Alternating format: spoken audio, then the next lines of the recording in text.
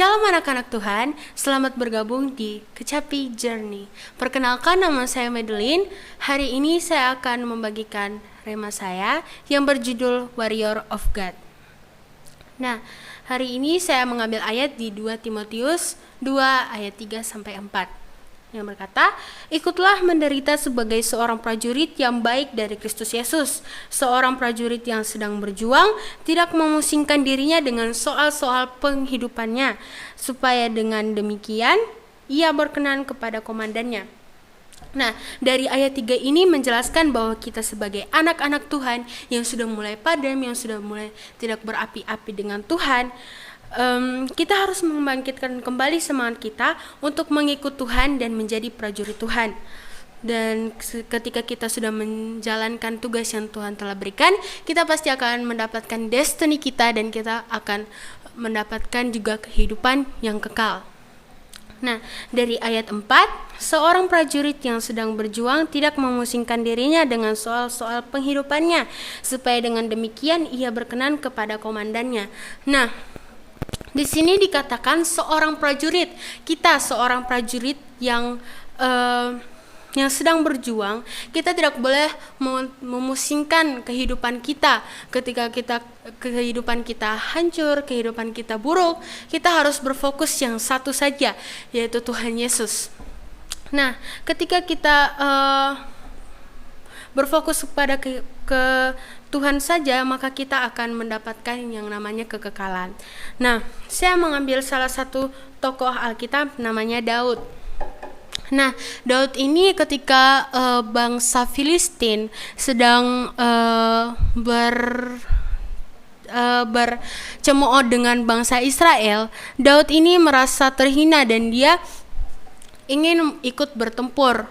Nah, ketika Daud ingin ikut bertempur, saudara kakak tertuanya menganggap dia sombong, Saul menganggap dia kecil, bahkan Saul menganggap dia tidak bisa. Tetapi ketika memang Daud ini bukanlah prajurit yang terlatih, tetapi Daud memberitahu bahwa ia adalah seorang gembala dan tak lupa memberi kemuliaan pada Allah. Nah, Daud ini pernah membunuh singa, pernah membunuh beruang, dan bahkan pernah memburu domba gembalanya. Nah, dia juga mengklaim bahwa sang Filistin itu akan tumbang dengan serupa karena ia mencemooh barisan daripada Allah yang hidup. Nah, ketika Daud mendesak Saul agar Saul mengizinkan dia untuk ikut berperang, Saul pun menyerah dengan permintaan Daud dan ia meminjamkan baju perangnya. Tetapi Daud tidak terbiasa dengan baju perang itu, sehingga ia tidak memakainya. Dia hanya membawa tongkatnya, 5 batu licin, kantung gembalanya, dan umbannya. Ketika Goliat melihat Daud, Goliat tidak takut sama sekali dan tidak gentar. Begitupun juga Daud, dia tidak takut dan tidak gentar. Nah, pasti secara logika ketika kita melihat Goliat yang begitu besar, ketika kita melihat Goliat yang begitu raksasa, dalam hati kita pasti pikiran pasti tidak mampu. Tetapi Daud tetap meyakinkan dirinya kepada Tuhan sehingga ia bisa mengalahkan Goliat. Nah, mulai pada waktu itu juga ia melayani Saul sepenuh waktu dan tidak mengembalakan kawanan domba ayahnya lagi. Nah, di sini juga saya akan menjelaskan apa perbedaan Daud dengan pejuang Tuhan yang lain.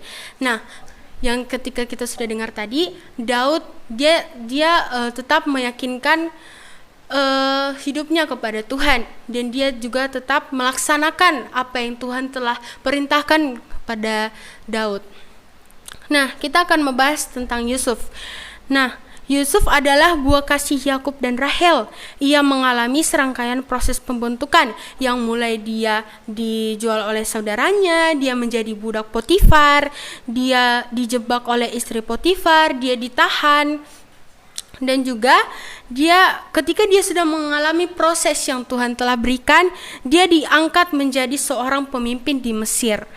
Nah, kemudian ada bencana kelaparan Belanda. Nah, selama ini Selama masa ini tidak seorang pun yang dapat menanam makanan apapun, semuanya kering. Nah, orang-orang melakukan perjalanan ke Mesir untuk membeli makanan yang telah disimpan Yusuf. Nah, karena Yusuf ini, orang-orang Mesir bisa cukup bahan makanannya dan bisa membantu orang lain sintas selama bencana kelaparan itu. Nah, saya mendapat ayat dari tentang Yusuf ini, Amsal 16 ayat 32, dikatakan bahwa orang yang sabar melebihi seorang pahlawan, orang yang menguasai dirinya melebihi orang yang merebut kota. Nah, kesimpulan dari apa perbedaan Daud dan Yusuf? Nah, kesimpulannya adalah sebagai prajurit Tuhan, sebagai warrior Tuhan, kita harus dapat meyakinkan